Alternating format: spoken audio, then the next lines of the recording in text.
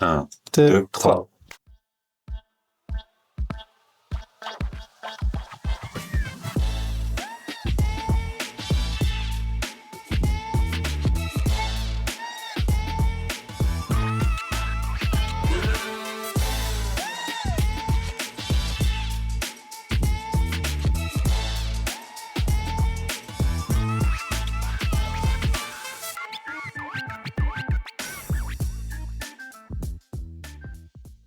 Bonjour à tous, je vous fais ce petit message.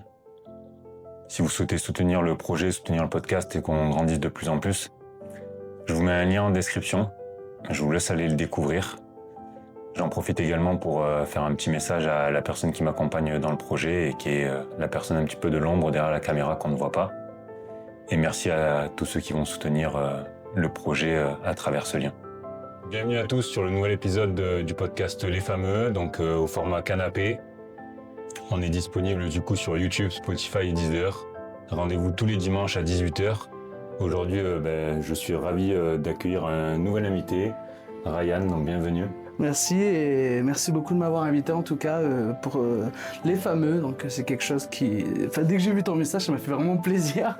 Donc je suis vraiment content de rejoindre ce podcast aujourd'hui. Ok, trop bien.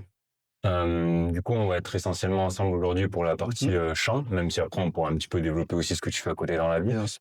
Du coup, comment t'en es venu à être passionné de musique? Est-ce que tu veux nous raconter un petit peu chronologiquement ton parcours et ton contact avec la musique? Évidemment. Alors moi, ça m'est venu... Alors on va dire que c'est quelque chose de famille. Pas mon père en tout cas, désolé papa. Mais plus du côté de ma mère où elle, bon, elle était prof de danse orientale, raga et... Enfin, j'ai vraiment été bercé dans l'art, mais du côté de ma mère. Ok. Donc j'ai commencé à chanter étant tout petit.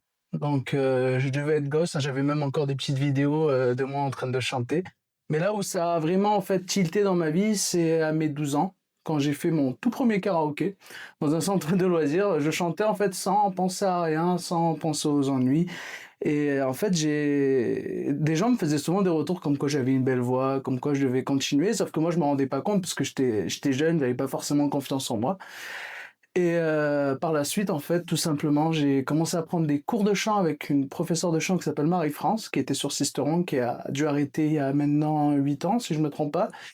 Et par la suite, en fait, j'ai enchaîné avec différentes spécialités, c'est-à-dire je suis allé plutôt après vers le lyrique, avec une professeure de chant aussi à Sisteron. Après, je suis allé un peu plus vers Gap, avec Cathy Lapère, donc c'est une très grande coach qui a été formée par Richard Cross. Et par la suite aussi, j'ai rencontré du coup différents coachs en fait pour vraiment choper différentes pédagogies, différentes façons de chanter, différentes façons de découvrir son corps, parce que le chant c'est aussi corporel, il n'y a pas que la voix. Et par la suite, j'ai intégré une école de chant à Aix-en-Provence qui s'appelle Dalida Institute, donc j'avais fait la deuxième promo dont le parrain était Matt Pokora. Et donc par la suite, on nous a enseigné tout ce qui est danse, théâtre, chant, physiologie de la voix et tout ce qui s'ensuit. Ouais, du coup, pour revenir sur ce que tu nous disais, au début, les premiers professeurs, c'était un petit peu pour avoir le socle, la base. C'est ça. Et après, quand t'en fais, du coup, la promo avec Matem Pokora, c'était vraiment la coordination, voir comment tu peux t'exprimer sur scène, ce genre de choses. Exactement. Donc en fait, le début, c'était vraiment en fait les bases. Donc comment s'ancrer, que ce soit scéniquement, mais aussi vocalement. Comment donner du sens à un mot, à un texte. Parce que voilà, on chante, comme disait un grand prof de chant à la Dalida, on chante la valeur des notes et pas, enfin, on chante la valeur des mots, pardon, et pas la valeur des notes. Et du coup, voilà, les débuts, c'était vraiment en fait les bases élémentaires. Et après, cette école, c'est vraiment le but de se professionnaliser justement dans ce milieu-là. Et au jour d'aujourd'hui, du coup, on tourne l'épisode milieu 2026 bientôt. Mhm. T'en es où par rapport à ça, à ta vision? Tu vas encore progresser, tu vas encore... Enfin voilà, c'est quoi ta vision que tu veux nous partager par rapport à ça? Alors, moi, dans ma vision future, on va dire sur du moyen et long terme, donc moi, c'est vraiment essayer de toujours progresser parce que rien n'est jamais acquis. Donc, il y a toujours des choses à apprendre, que ce soit dans différents styles, parce que je chante différents styles du coup quand je fais des concerts. Donc, vraiment en apprendre plus sur moi-même, parce qu'on apprend sur soi-même quand on travaille sa voix, mais également aussi apprendre aussi à des élèves, parce que je donne des cours de chant aussi. Donc là, je suis en individuel, mais là, j'ai prévu aussi de faire du collectif, de travailler avec une sophrologue également à côté, pour proposer des journées de formation, entre guillemets, sur Trop le bien. corps et la voix. Ouais, c'est bien ça, parce qu'en fait, que ça soit le chant, la danse, il y a tellement de facteurs, et tu es plus à même d'en parler que moi, mais il y a tellement de facteurs qui tournent autour de ça, et il faut apprendre à connaître son corps et à le découvrir aussi. Bien sûr. Donc c'est important et c'est une bonne initiative. Du coup, tu nous as raconté un petit peu ton parcours. Euh, à quel moment, entre guillemets, tu as eu un déclic où tu t'es dit, ben ça, je peux en faire de temps en temps des concerts, de temps en temps des animations. À quel moment tu as eu ce déclic-là? Parce que tu nous racontes que plus jeune, tu avais peut-être un manque de confiance en toi. À Mhm. quel moment tu t'es dit, je peux franchir le cap de... Bah, en fait, ça m'est venu à mes 12 ans, quand j'ai fait justement mes premiers cours de chant. Donc, en fait, chaque fin d'année, on faisait des petits concerts à l'Alcazar à Sisteron. Donc, je me rappelle de la première boule au ventre que j'ai eue. C'était pas facile. Et en fait, bah, c'est tous les retours que j'ai eus de tout le monde, des retours adorables et aussi des critiques, mais constructifs, qui en fait m'ont permis d'avancer et de me dire, bah tiens, il y a peut-être quelque chose à faire là-dedans. J'ai se créer un réseau aussi, bien sûr, se créer un réseau à travers les concours de chant que je faisais un peu partout dans le sud et un peu dans le nord aussi. Et du coup, c'est ça en fait qui m'a dit, bah tiens, je peux peut-être de temps en temps faire des concerts bah, on va dire en vivre partiellement, parce que pour l'instant, je suis à côté, bah, on va revenir après dessus, mais sur mon apprentissage aussi en commerce. Mais à côté, voilà, je sais que je peux en vivre et en vivre pleinement. Je sais que je suis capable de le faire, quoi. Je peux le faire. Du coup, c'est un objectif pour toi d'arriver à terme de vivre que de cette passion-là? C'est un de mes objectifs, oui, principalement, parce que c'est quand même quelque chose qui m'anime hein, depuis tout petit. C'est ce qu'on a dans le sang. Et moi, je me dis que si je suis là, ici, c'est vraiment pour faire ce qu'on aime. Enfin, vraiment, il y en a malheureusement, ils doivent faire des travaux par contrainte et pas forcément par passion. Et je trouve ça assez dommage. Et que, bon, même si dans la vie, il y a parfois des hauts et des bas, Bien sûr. faut jamais renoncer. Et de toute façon, ce serait pas drôle s'il y aurait que des hauts, justement. Donc, c'est les bas qui nous apprennent justement à se surélever, quoi. Et au jour d'aujourd'hui, du coup, c'est quoi ta spécialité en termes de musique? Tu chantes quoi comme style de musique? Alors moi, en tant qu'artiste individuel, c'est-à-dire en tant que quand je fais des compositions ou paroles, moi je suis plus axé vers la pop variété. Donc ça va être, si je devrais donner quelques artistes références, je dirais Stromae, Claudio Capeo, Amir aussi. Imagine Dragon, rien à voir, mais mais il y a des petites influences là-dedans. Donc voilà, moi je suis très pop française. Et est-ce que tu écris des textes? J'écris des textes, effectivement, oui. Ok. Est-ce que c'est difficile pour toi d'écrire? Comment ça se passe? Ça devient assez facilement? Tu t'inspires de faits réels? Tu t'inspires un peu de fiction? Tu t'inspires de quoi pour écrire? Alors, nous les artistes, on a souvent tendance à, quand on a cette impulsion d'écrire une chanson, c'est souvent par rapport à des émotions fortes. Par exemple, des moments de colère, des moments de tristesse, des moments de doute aussi. Et ça nous vient en fait souvent comme ça, même si après nous aussi on essaie de se prêter à l'exercice de pas chanter que sur soi-même, mais sur la vie des autres aussi, pour que les gens aussi se reconnaissent dans ce qu'ils font, dans ce qu'ils entendent. Et tout simplement, voilà, de travailler en fait sur différents sujets, pas forcément que sur soi. C'est pas quelque chose qui est facile, hein, même aujourd'hui, honnêtement, j'en ai encore un peu du mal. Je chante toujours sur moi-même, mais c'est un exercice qui est intéressant à faire. Aujourd'hui, tu as écrit à peu près combien de musiques et comment elles s'appellent les musiques, si tu voulais un petit peu les partager, les mettre en valeur? Alors, pour l'instant, en termes de musique finie, qui sont pas encore sur les plateformes, qui vont bientôt l'être, j'en ai deux. Il y en a une qui s'appelle Hasard et une qui s'appelle Regardez-moi. Ok, Les autres, après, c'est que du texte et de l'instru qui a pas encore été posé. ok. Du texte, on va dire que j'en suis à peu près à une quarantaine de textes, et instru, je dois être encore à une dizaine. Donc c'est en construction. C'est toi qui fais les instrus? Les instrus, c'est moi qui les fais. Alors au début, c'était pas facile, parce que je suis quelqu'un qui a pas fait de solfège, quelqu'un qui, musicalement, au début, connaissait rien par rapport aux structures, bon. Et du coup, c'est ce qui nous a permis, comment dire, c'est en fait à l'école là où on était justement, on nous a appris Hmm. à poser des structures, à composer, à avoir des accords qui sont juste l'un avec l'autre justement pour proposer des instrus. Donc oui, c'est moi qui l'ai fait. J'ai eu un peu de mal au début, là ça commence à devenir intéressant. Donc voilà, si tu veux nous partager un petit peu ça en version par exemple parlée, et puis comme ça après tu peux expliquer un petit peu plus en détail. Non oui, pas de souci. Donc je vais vous présenter la chanson Hasard. Donc ça commence, matin je me lève, c'est mon tour. Mon téléphone, je fais le sourd. Je tourne la roue de la destinée, encore loupé, ça devait rêver. même personnage, même événement. Franchement, à la nuit, je trouve ça chiant. Je tente du même coder du dé, comme si ma vie était pipée. C'est une partie parlée en version couplet. Donc en fait, cette chanson, je l'avais écrite, ça m'était venu en fait pendant des vacances d'été. Un moment où on sort de la routine. L'air m'est venu un peu, on va dire, mystiquement, entre guillemets. Souvent, les airs, ça vient comme ça dans la tête. C'est comme des muses, en fait. Et en fait, cette chanson, je l'avais écrite parce que j'étais dans une période où j'étais beaucoup trop dans la routine. Beaucoup trop dans la routine, ça veut dire le matin je me levais, je croisais les mêmes personnes au même moment, à la même heure, qui disaient la même réplique, j'avais l'impression d'être dans un film ou un jeu vidéo, on sait pas trop. Et en fait, cette chanson hasard, en fait, j'ai un peu fait des jeux de mots avec tout ce qui est jeux de société, jeux de hasard et tout, pour aussi rappeler que la vie est un jeu de hasard et que qu'on peut aussi choper des opportunités au hasard de la vie. En fait, il y a toujours un facteur chance dans la vie, même si on travaille par exemple sur ses compétences, sur sa voix, sur sa musique, sur son travail, sur sa passion, mais il y a toujours un facteur chance.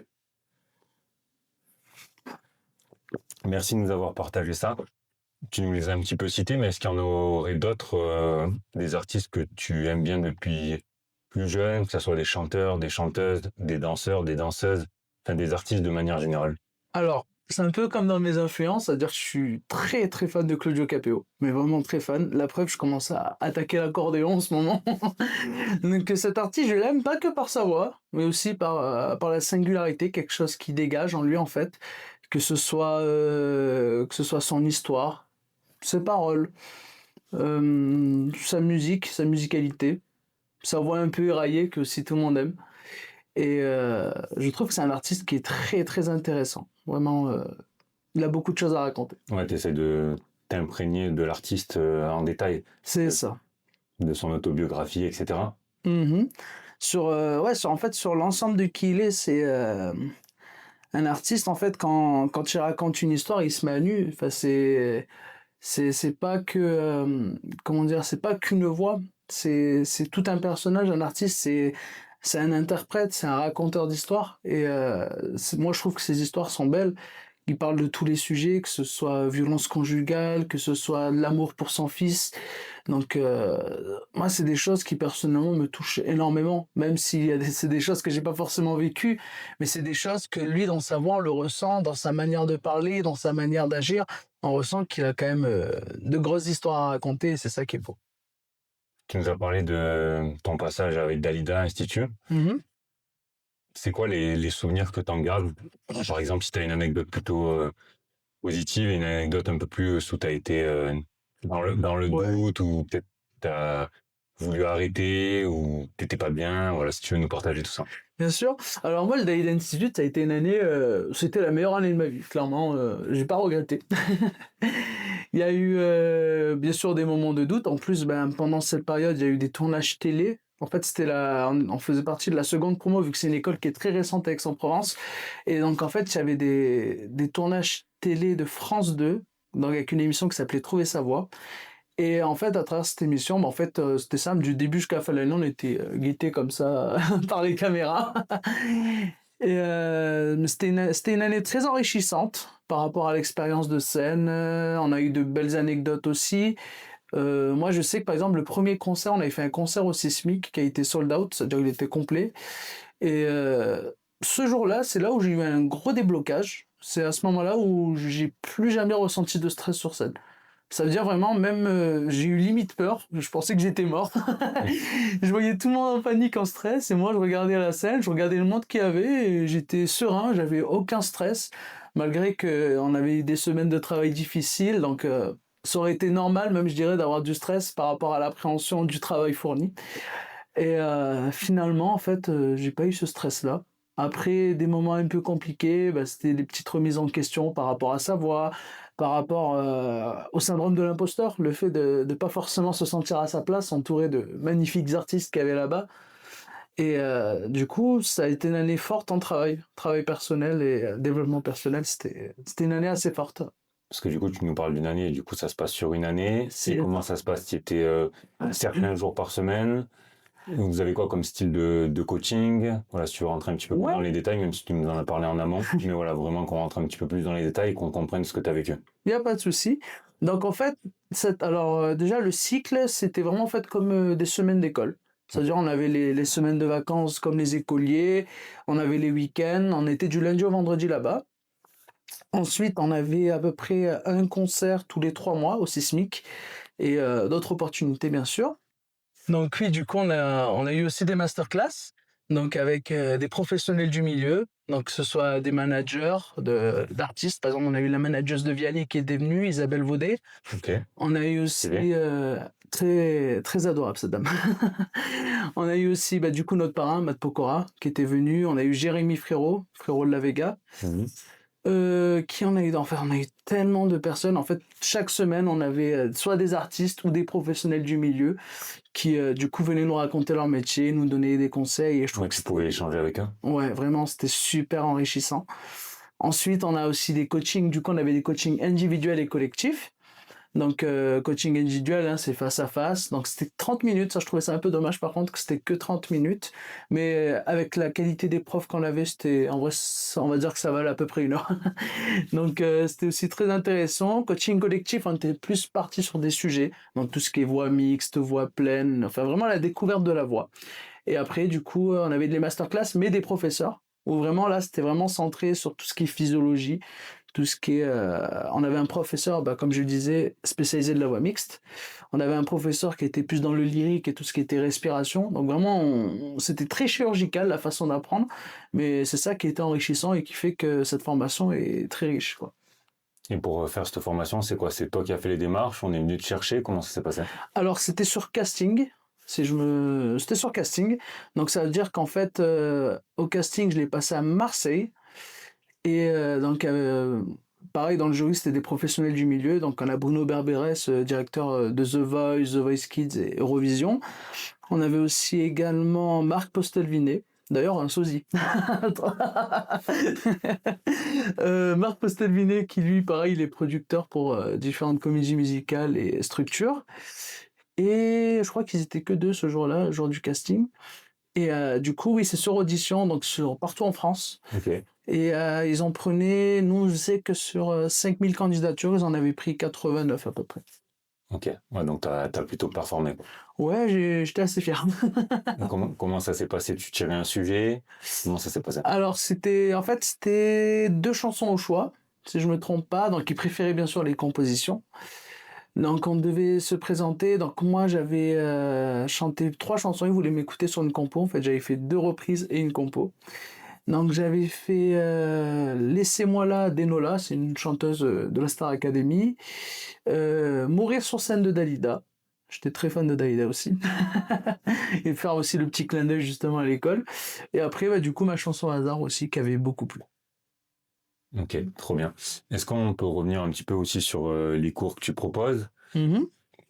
Tout à l'heure, tu nous parlais du syndrome de l'imposteur. C'est pas toujours facile de se positionner Bien sûr. en tant que professeur, en tant que coach ou ce genre de choses, d'avoir le côté aussi pédagogique. Mhm. Depuis combien de temps tu te lances? Tu nous parlais d'une trentaine d'élèves. Voilà, et si tu veux nous partager un petit peu tout ça. Bien sûr. Donc, ouais, syndrome de l'imposteur, au début, moi, c'était assez compliqué, en sachant que la pédagogie, on va dire, je l'ai toujours eu un peu au fond de moi. Je tiens au pareil, je dois tenir ça de ma mère. Le côté animation, le côté aussi typologie des personnes, adapter justement sa pédagogie selon la personne que tu rencontres. Au début, c'était assez compliqué parce qu'on ne sait pas forcément quoi dire. On a les connaissances, mais on n'a pas forcément la mise en application qui est immédiate, qui est directe. Et du coup, ça a été assez compliqué au début. Après les cours, moi ce que j'aime bien, c'est justement je rencontre différents types de personnes. J'ai pas mal de professeurs d'école, donc qui travaillent beaucoup sur tout ce qui est voix parlée, un peu chanter, mais un peu plus aussi de la voix parlée, pour justement moins user sa voix, moins se fatiguer, parce que bah, quand on crie sur les élèves toute la journée, à la fin on n'a plus trop de voix. Aussi, il y a de la prévention aussi par rapport à la voix, l'hygiène vocale aussi. Et du coup, voilà, après, on travaille vraiment sur tout type d'aspects. L'élève la plus jeune que j'ai eue, elle a 8 ans, et la plus âgée, elle a 65 ans. Ok, donc un panel assez large. Oui. Tu nous parlais d'hygiène de vie. C'est quoi l'hygiène de vie? Donc, hygiène de vie, en fait, c'est l'hygiène vocale. Parce que la voix, quand même, corde vocale, c'est du muscle. Corde vocale, c'est du muscle. Quand on chante, on utilise 365 muscles. Donc, il faut savoir bien s'en servir. Bien, comment dire, les protéger, bien prendre soin. Donc, par exemple, moi, je sais qu'il y a certaines choses auxquelles j'ai dû un peu arrêter. Donc, tout ce qui est, par exemple, laitage, tout ce qui est le lait qui encombre beaucoup, justement, les cordes vocales, qui font du mucus, qui font que les gens disent le glaire aussi. C'est justement le but de préserver sa voix pour que pendant que tu chantes, pendant un concert, que t'aies pas un petit truc qui te gêne ou que tu tousses, tout ce qui est bon. Cigarette, j'ai jamais fumé, et tant mieux. Et aussi tout ce qui est alcool. Enfin, vraiment, en fait, je leur apprends à. On va dire, c'est un peu de la prévention. C'est en fait, pendant les cours, on va pas parler 1 heure d'hygiène vocale, mais il y a toujours des moments de prévention sur comment justement prendre soin de sa voix. Parce que des fois, j'ai des élèves qui arrivent, ah ben j'ai un problème avec ma voix, je sens qu'il y a beaucoup de serrage, je sens que ma voix est très encombrée. Et du coup, malheureusement, si on veut se professionnaliser dedans, il faut vraiment prendre soin de son hygiène vocale. Après, si c'est vraiment pour de l'activité, il y a juste de la prévention. Et après, c'est libre à eux de décider si. Ok, moi la cigarette, on pouvait s'en douter, l'alcool aussi, par contre le laitage, pas forcément, si on n'est pas du milieu, on n'y pense pas. Est-ce qu'il y aurait autre chose aussi? Ou c'est trois grandes choses? Alors ça, c'est pour moi les principales. Après, bien sûr, il y a tout ce qui est froid, le froid, donc bien se couvrir. Hein, Ok. faut pas qu'on voit souvent des artistes avec leurs petites écharpes, même des fois en été. Bon, en été c'est chaud, mais mais voilà, bien de se couvrir en fait, voilà pour justement éviter tout ce qui est inflammation vocale et aussi justement bien le fait de bien travailler la technique en fait, c'est ça qui est important. C'est en fait, la technique vocale, elle sert pas justement forcément à créer des effets dans sa voix. Ça sert aussi vraiment en fait à bien placer sa voix pour justement moins possible mobiliser tout ce qui est muscle constricteur ici quoi. Donc ça fait aussi partie de l'hygiène vocale en quelque sorte, le fait de prendre soin de ses cordes vocales justement. Ok, trop bien, super intéressant. Est-ce qu'il y aurait autre chose aussi pour que tu enseignes à des débutants ou à des élèves ou à des plus confirmés? Est-ce qu'il y Mhm. a, il y a autre chose que tu voudrais mettre en avant? Alors moi, je sais que la plupart des élèves, que ce soit débutants et intermédiaires, parce que c'est vrai qu'ils ont encore un peu de mal les intermédiaires, je leur fais beaucoup travailler la respiration. Parce que la respiration, c'est quelque chose qui est essentiel dans le chant.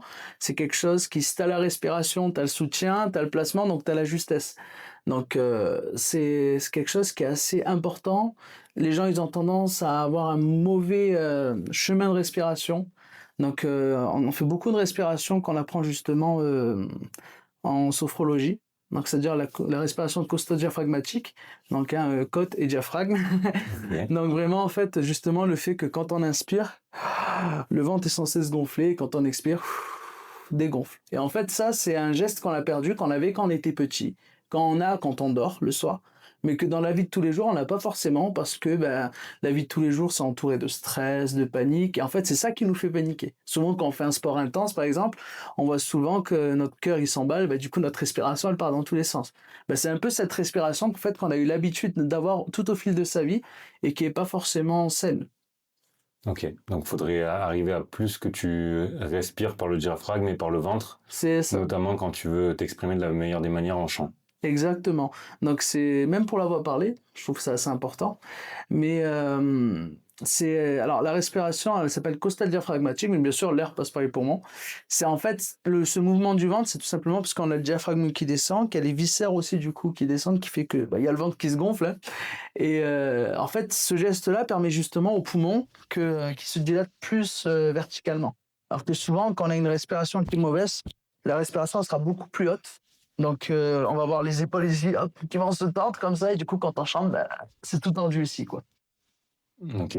Est-ce qu'il y a d'autres choses que tu mets aussi en place pour essayer d'aller à ton plein potentiel? Mon plein potentiel, alors moi, par exemple, on va attaquer deux sujets, c'est-à-dire moi, enfin moi-même en tant qu'artiste, mais aussi professeur de chant. Moi, je fais beaucoup plus travailler le sens du texte, l'interprétation, que la technique, parce que j'estime que si on est juste dans ce qu'on fait, et automatiquement dans la justesse de la technique, on y sera aussi. Du sens que Moi, je sais, alors, je fais des exercices un peu marrants, un peu qui sortent de l'ordinaire. Par exemple, là, le dernier cours que j'ai fait, j'ai fait travailler des sons d'animaux avec mon élève. Parce que justement, en fait, c'est à travers des sons primaires qu'on arrive à découvrir des choses sur sa voix. C'est à travers des choses qui sortent de l'ordinaire qu'on arrive à s'apprendre, à se découvrir, pardon. Par exemple, moi, j'ai tendance aussi à faire un exercice que je me suis inspiré aussi de toutes mes expériences avec Mhm. mes professeurs, hein, parce qu'on s'inspire de chaque Bien pédagogie sûr. qu'on apprend. Je chope un peu là, un peu là, un peu là. Moi, je leur fais beaucoup travailler en fait les émotions qui n'ont pas forcément quelque chose à voir avec la chanson. Par exemple, imaginons une chanson. Moi, j'ai une chanson que j'adore. Bah, Si j'avais su de Claudio Capéo. C'est une chanson voilà qui a autant de la joie que de la tristesse. Mais par exemple, je vais leur dire ben chante-la moi en ayant peur. Chante-la moi en étant surpris, chante-la moi en étant joyeux. Et en fait, en faisant cet exercice, on va trouver des placements de voix. Donc, c'est-à-dire peut-être on va ajouter plus de couleurs, plus de sobriété, plus de brillance, plus de métal dans la voix. Et en fait, ces éléments, ces couleurs de voix, on va les retranscrire dans l'émotion initiale de la voix. Donc, c'est ce qui permet justement d'avoir un meilleur soutien, d'avoir d'avoir une voix qui est plus présente, que d'avoir des graves qui vont pas trop vers le bas, mais qu'au contraire, on arrive à donner de la profondeur dans ces graves. Donc voilà, c'est des exercices en fait où on va mêler en fait l'interprétation et la technique. Ouais, c'est un petit peu de l'acting en fait. C'est ça, il y a pas mal d'acting dans le chant. Tu nous parles souvent, là, il y a le mot soutien qui revient. C'est quoi le soutien? Alors le soutien, c'est tout simplement en fait le fait que donc tout ce qui va être au niveau des obliques, tout ce qui est musculaire, en fait, le chant, faut essayer de différencier, comme je dis à mes élèves, trois instruments. Donc on a tout ce qui est respiratoire, cornemuse, parce que la cornemuse, on va souffler, mettre de l'air, et on va appuyer, et selon la façon dont on va appuyer, la note va sortir à une certaine justesse. C'est-à-dire si on appuie trop faiblement, la note elle va tomber. Si on appuie trop fort, la note va être trop forte et il y a de la tension. Et si on appuie justement comme il faut, et ben là la note sonnera juste. Donc c'est exactement en fait ce principe de soutien, c'est-à-dire en fait envoyer de l'air, pas contrôler le diaphragme, parce que le diaphragme on le contrôle pas, on le retient juste. C'est-à-dire le diaphragme il va descendre et nous on va juste contrôler la montée.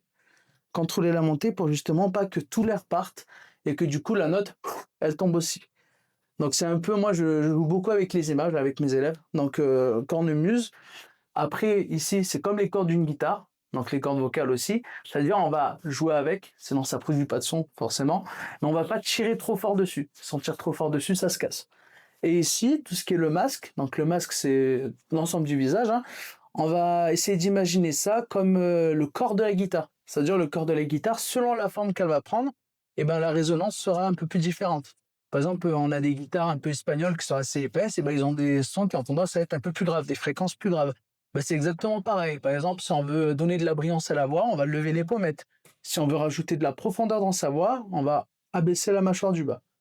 Du coup, voilà, c'est un peu tout ça. Ouais, c'est super intéressant. J'allais te demander de nous faire 3-4 notes pour qu'on comprenne. Bien sûr. Par exemple, on va faire ça sur un I. Ouais. Par exemple, je vais faire un I qui est très strident. I.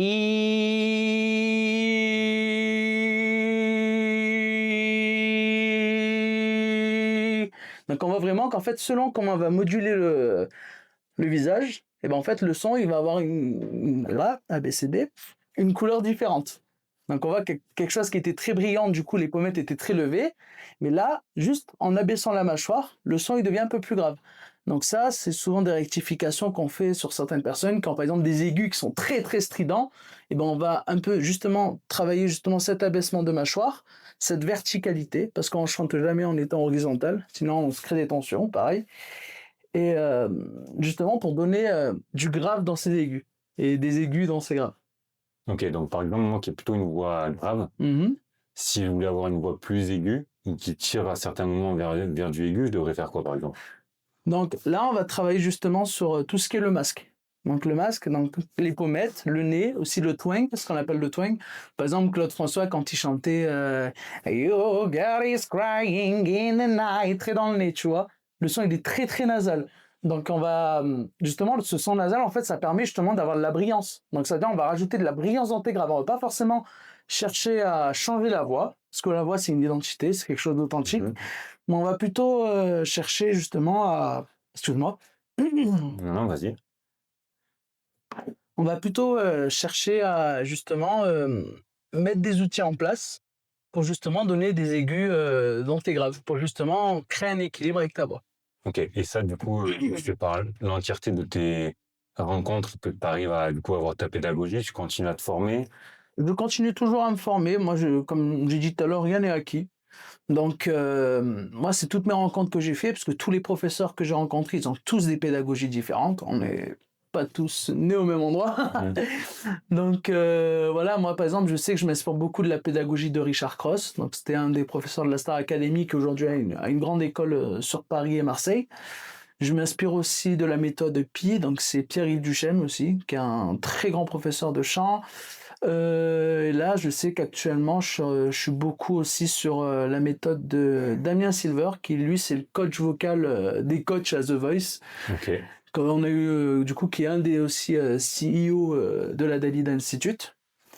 Et du coup, là, en ce moment, j'essaie de me former plus sur le chant prénatal, donc pour les femmes enceintes. Et j'essaie aussi toujours de chercher d'autres méthodes qui peuvent m'aider à développer ma palette justement de pédagogie. Et du coup, j'ai l'impression que tu es autant animé par ton côté artiste et aussi ton côté de professeur, même si entre guillemets c'est nouveau et tu débutes. Mhm. Qu'est-ce qui t'anime le plus en fait au fond de toi?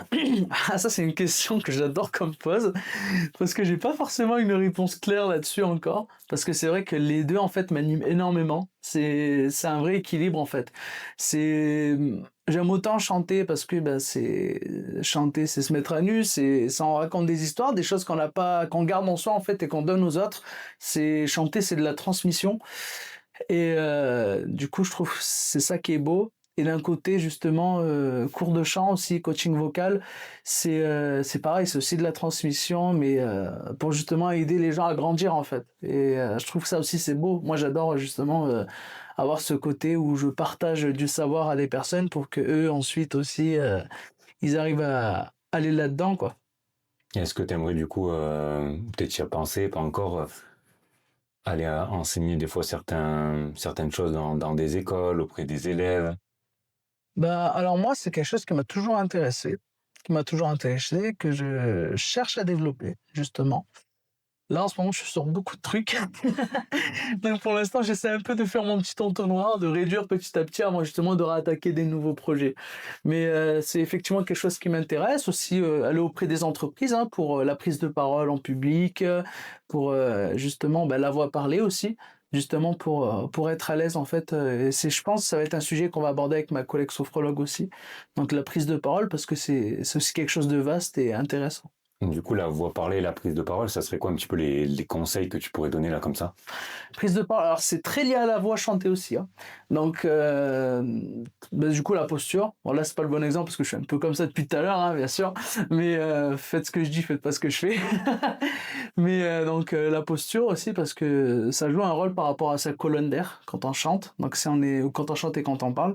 Donc, si on est trop penché comme ça, effectivement, on aura un peu du mal à respirer. Donc, la posture, ça va autant avoir une importance sur la voix parlée, mais aussi sur la présence, ce qu'on dégage.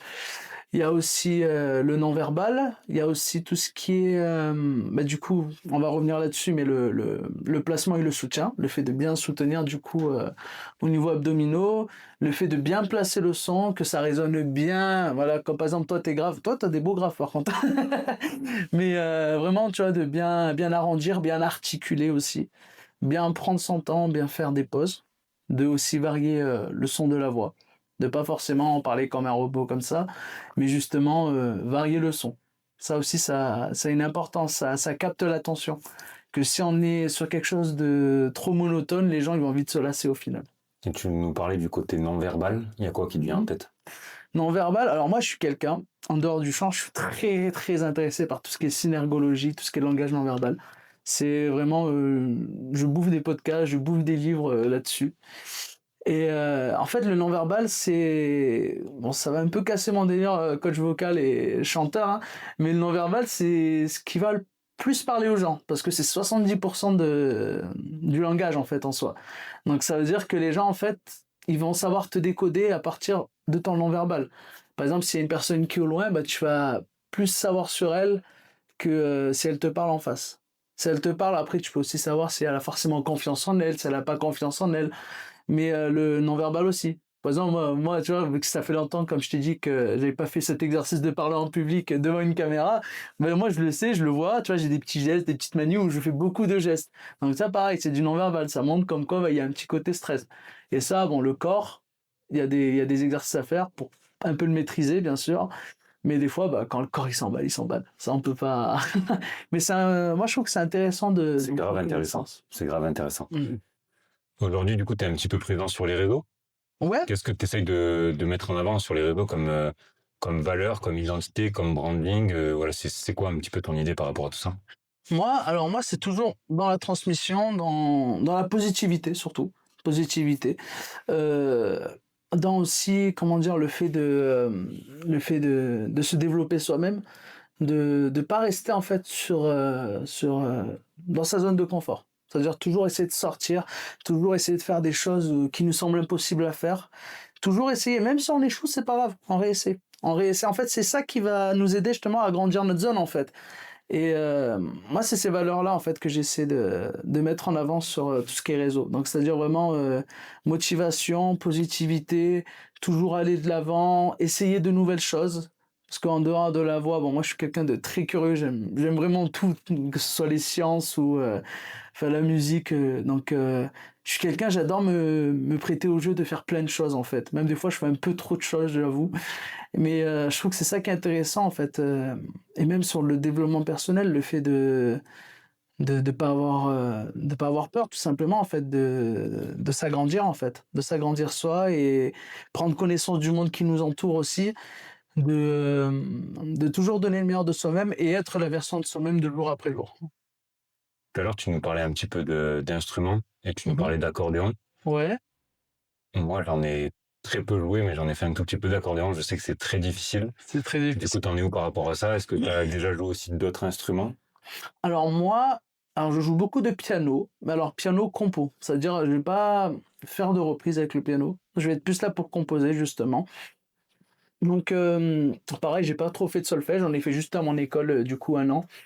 J'ai eu un peu les bases, on va dire, mais je trouve que pour moi personnellement, ça me touche pas personnellement, enfin ça me touche pas trop. Donc moi c'est donc piano, accordéon, ça commence un peu. C'est pas évident parce que moi j'ai un diatonique. C'est-à-dire diatonique, c'est je vais jouer une note en tiré et quand je rabaisse, bah, la note elle est différente. Contrairement au chromatique où ben peu importe que tu tires ou que tu baisses, la note restera la même. Donc c'est un peu la difficulté. J'ai pas commencé par le plus facile. Après il y a aussi ça pareil du côté de ma mère, hein, derbuka, percussion orientale. Donc ça va, je me débrouille assez bien. C'est quelque chose de très, on va dire, naturel, intuitif aussi. Donc je me suis plutôt bien débrouillé dès les premières fois là-dessus. Et après voilà, j'aime bien essayer un peu tout. Le violon, j'ai essayé, non pas trop, pas trop concluant. Mais bon, ça m'empêcherait pas de réessayer plus tard. Le piano, on dit souvent que c'est l'instrument où on peut tout jouer, l'accordéon aussi. Mhm. Est-ce que tu as déjà essayé de chanter en jouant en même temps? Oui, bien Est-ce que du sûr. coup, à quel point c'est difficile du coup d'avoir la coordination du chant avec tout ce que tu nous as expliqué, de jouer en même temps? C'est un très gros challenge. C'est pour ça d'ailleurs que bah, quand il y a des castings à The Voice et tout, ils veulent que ce soit très carré. Ils veulent que ce soit très carré, que ce soit le piano et le chant. Parce que bah, d'un côté, tu dois chanter, tu dois coordonner ta respiration, tu dois travailler ton interprétation. D'un côté, tu as la main gauche qui joue les basses, de l'autre côté, tu as la main qui fait les accords, la mélodie. Donc il y a plusieurs paramètres en fait. Et bon, ça, c'est du travail qui se fait sur plusieurs années parce que c'est pas évident. C'est pas évident, mais après, voilà. Je vais revenir aussi un peu là-dessus. C'est par exemple le chant, quand on chante devant des gens, il faut. Parce que j'ai beaucoup d'élèves, des fois, quand on fait des exercices, ils me disent: Ah, mais la technique, il y a ça à penser, il y a ci, il y a ça, il y a ça, il y a ça, il y a ça. Mais en fait, il faut se dire que la technique, elle n'est pas faite pour être retenue mentalement. Elle est faite pour être tenue physiquement. C'est comme par exemple quand on passe le permis de conduire, quand on va commencer à passer les vitesses, on va conscientiser le fait de passer les vitesses. On va dire, bah, il faut que je fasse la 2, la 3, la 4, la 5. Mais après, petit à petit, en fait, on s'y habitue. Ça devient automatique. Bah, c'est exactement pareil. Je pense que ça devient au final un automatisme. Il faut juste s'adapter. Ton univers artistique, tu nous en as un petit peu parlé. Mhm. À quel point, du coup, tu aimerais constituer, je sais pas, peut-être un album c'est quoi un petit peu ta vision concrète sur ton côté artistique? Mon côté artistique à moi. Alors moi, là, je suis en train de travailler justement pour, alors pas un album dès le début, mais en fait plutôt la suite de plusieurs singles ainsi Ok. qu'un EP. Voilà, pour justement, parce qu'un album dès le début, c'est vraiment en fait, c'est vraiment que c'est quand même assez connu, enfin que les gens ils te connaissent déjà, ils connaissent assez bien ton univers artistique. Moi, j'estime que justement, c'est mieux de faire plusieurs singles, de faire une bonne promo sur ces plusieurs singles pour que les gens apprennent à te connaître pour ensuite proposer ton univers vaste à travers un EP et un album. Donc un EP qui peut après, bien sûr, être réédité sur un album. Et donc moi, je suis plus plutôt sur une suite de 5 singles pour commencer, pour que les gens apprennent bien à me connaître, que je fasse une très bonne promotion là-dessus, pour ensuite justement proposer un album. Et après, ça serait quoi? C'est, par exemple, tu mets sur Spotify, sur Deezer, ce genre? Ouais, c'est ça, avec des agrégateurs, donc tout ce qui est Spotify, Deezer, YouTube Music, Amazon Music, tout ça, tout ça. Ça, t'as déjà un petit peu regardé, t'as déjà un petit peu testé tout ça? Ah oui, je me suis déjà renseigné, bien sûr. Comment ça se passe? C'est... alors, comment ça se passe, c'est-à-dire en termes de... Comment ça se passe? Est-ce qu'il y a des coûts? Est-ce que les plateformes, ça synchronise? Est-ce que tu dois les mettre sur chaque plateforme? Ah oui, non, ça Quelle fait... démarche tu dois faire, etc. Alors ça, il y a plusieurs façons. Alors il y a soit on passe par des agrégateurs en ligne, donc tout ce qui est TuneCore, iMusician et tout, où justement, eux, en fait, tu payes... alors, par exemple, TuneCore, je sais que c'est que tu payes à l'année et qu'en gros, bah, ils te distribuent sur toutes les plateformes. Que Donc tu mets ça, une musique ou 10 musiques, ça serait le même prix, par exemple. je crois, oui, c'est à l'année. Donc en fait, tu distribues. Après, en fait, t'as différents forfaits selon en fait eux ce qu'ils vont te prendre. C'est-à-dire, logiquement, si tu prends le forfait le plus cher, et ben ils te prendront pas de ce qu'on appelle de royalties là-dessus. Par contre, si tu prends le forfait basique, ce que souvent, bah, beaucoup d'artistes le font parce que bon, malheureusement, des fois, c'est une somme quand même, Mhm. c'est un budget. Et ben ils te prennent quelques royalties. C'est-à-dire, si tu fais beaucoup d'auditeurs, bah, ils vont te prendre un peu plus d'argent là-dessus, quoi. Donc c'est gagnant-gagnant. Après, iMusician, à mes souvenirs, parce que j'avais déjà regardé, je sais que eux, c'est un paiement par sortie. C'est-à-dire tu mets ta musique sur ce truc et t'as pas à repayer chaque année pour ta musique. Parce qu'en fait, à partir du moment où tu vas arrêter de payer sur certaines plateformes, bah, ils vont tout te retirer. Donc en fait, c'est un peu un cercle vicieux de tu dois payer constamment. Et après, tu as tout ce qui est aussi contrat de distribution et contrat de licence, où justement, là, par contre, c'est avec donc les grands distributeurs, hein, Sony, Universal, où là, selon les contrats, là, oui, là, il n'y a pas de paiement, quoi. Du coup, c'est par rapport à, c'est du soutien, en fait. Et après, eux, bien sûr, ils prennent, s'il y a eu des avances, bah, eux, ils vont prendre sur les avances que tu as eues. Mais on va dire que c'est la solution facile et difficile parce que c'est pas évident de rentrer dans un label comme ça. Mais d'un côté, c'est facile parce que bah, il n'y a pas forcément de grands frais à sortir là-dessus. Là, au moment où on tourne, on est bientôt mi-2026. C'est quoi ta vision sur l'année qui reste? Est-ce que tu as des dates où tu vas faire des petits concerts dans des salles, dans des bars, dans des restos? Et si oui, nous les partager pour qu'on en sache un petit peu plus. Bien sûr. Alors là, pour l'instant, bah, ça tombe un peu mal. J'en ai en pleine prospection, justement. Ok. Normalement, c'est la période de prospection où, justement, on est en train de prospecter un peu de partout. Donc moi, c'est beaucoup dans le sud, hein, donc Aix-en-Provence, Marseille, un peu Sisteron aussi, parce que je suis quand même assez rattaché à ma ville. Et là, du coup, on est vraiment en pleine période de prospection. Mais après, sur mes réseaux, bien sûr, ça se trouve facilement. Ok. De toute façon, on mettra tes réseaux en ligne. C'est quoi ton Instagram? Ouais, alors mon Instagram, c'est... Ton Facebook? Ouais, Instagram. Surtout Instagram, je suis Surtout très Instagram. c'est ça. Ok. Facebook, j'y suis, mais moins que Insta quand même. Donc c'est simple, c'est Ryan, c'est moi en fait. De toute façon, moi, Tout collé. je mettrai tout ça en description. Ouais. Est-ce que tu as d'autres choses que tu veux nous partager sur ta vision de la musique que je t'ai pas posé comme question, mais que tu as envie de mettre en valeur? Voilà, est-ce que tu as des choses qui te viennent en tête? Ben moi, la chose que je peux dire, c'est tout simplement de ne pas avoir peur. De ne pas avoir peur d'oser, de se mettre à nu, enfin de... faut pas avoir peur en fait de tenter, faut pas avoir peur de choquer aussi le public, faut pas avoir peur de la peur. Enfin, faut vraiment hésiter, faut pas hésiter quoi. Faut foncer. Il y a rien à perdre. Il y a que de l'apprentissage au final. Il y a que de l'apprentissage. On est là pour apprendre. On est ici pour apprendre quoi. Donc faut pas avoir peur du regard des gens. Faut se confronter. En fait, c'est ce confrontement qui au final en fait quand on va voir le résultat, on va trouver ça hyper satisfaisant au final. Et ça nous donne que envie, en fait, de se dépasser au final. Du coup, au cours du podcast, tu nous as quand même pas mal parlé du corps et de l'importance du corps sur le chant, la posture, etc. Du coup, j'en reviens, et en plus, vu que c'est mon métier, j'en reviens sur le sport. Bien sûr. Quel regard tu portes sur le sport? Est-ce que toi, tu en fais? Où tu en es? Est-ce que tu incites des fois tes élèves à faire du sport? Si oui, quel sport? Voilà, où tu mets le degré de l'importance du sport dans le chant et dans la vie de manière générale? Je vois. Alors moi personnellement, je fais du badminton. Parce que j'adore ce sport depuis tout petit. C'est un sport qui me passionne, le fait de courir, d'avoir des réflexes, et ça fait beaucoup travailler les réflexes. C'est très cardio en plus. C'est hyper cardio. Et moi c'est un truc que j'adore, le cardio, justement. C'est le cardio, je kiffe. Après, moi mes élèves, si je devrais leur donner des conseils, moi c'est plus sur du renforcement musculaire.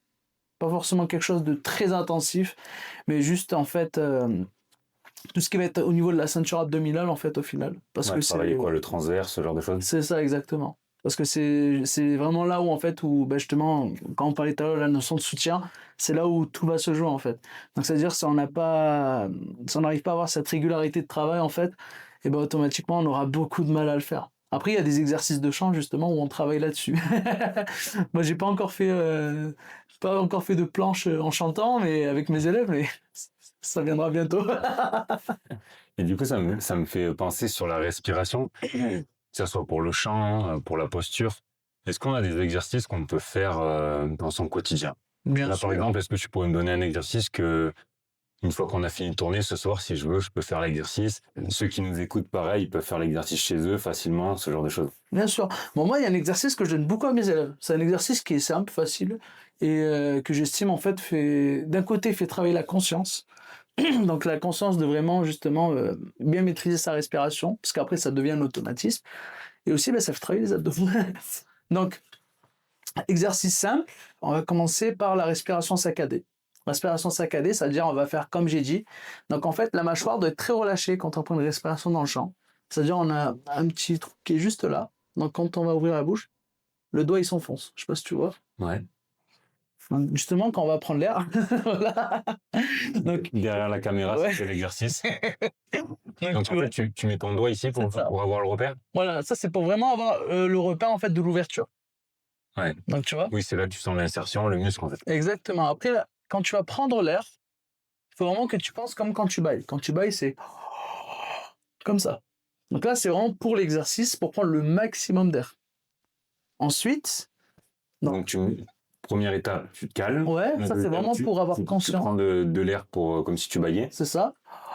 Donc en fait, après le but, donc ça dépend des personnes, il faut que le ventre, justement, il se dégage. C'est-à-dire, il ne faut pas que le ventre, il s'enfonce, contrairement à ce qu'on fait aujourd'hui, mais plutôt qu'il se dégage. Donc ça, après, c'est un travail à faire petit à petit, où vraiment, il faut se forcer au début à se dégager. Et en fait, sortir le nombril. Exactement. Sortir le ventre. C'est ça. Comme ça, on sortait le ventre. Et après, on tient sur un S ou un CH. Souvent, le CH, il est plus difficile. Donc, on va faire plusieurs choses. On va déjà faire le continu. Donc, le continu, c'est tout simplement...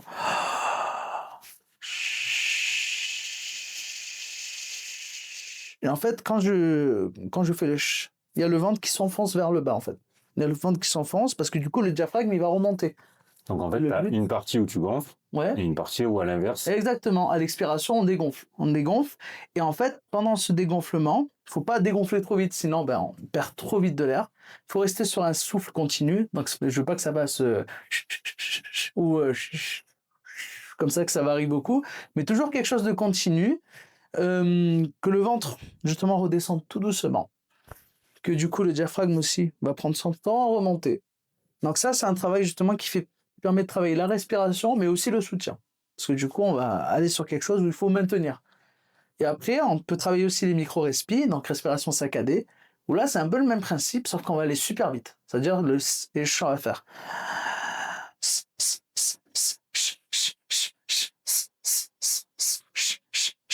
Et logiquement, quand on met ces deux petits doigts ici, on doit sentir que ça repousse et qu'en bas, au contraire, hop, ça monte vers... Tu vois ? Ok. Et donc ça, si tu mets des choses comme ça en place régulièrement, ça peut t'aider à progresser sur ta tonalité de voix ou sur ton expression, ce genre de choses. Ça va beaucoup plus jouer dans la technique. Ça va beaucoup plus jouer sur la technique et bien sûr le placement de la voix. Et en fait, c'est vraiment le socle du chant. du chant et de la voix parlée. La respiration, c'est vraiment la base de la base. C'est-à-dire, une fois qu'on a consolidé bien ça, que c'est quelque chose de bien solide, et ben après, on peut travailler la suite très facilement.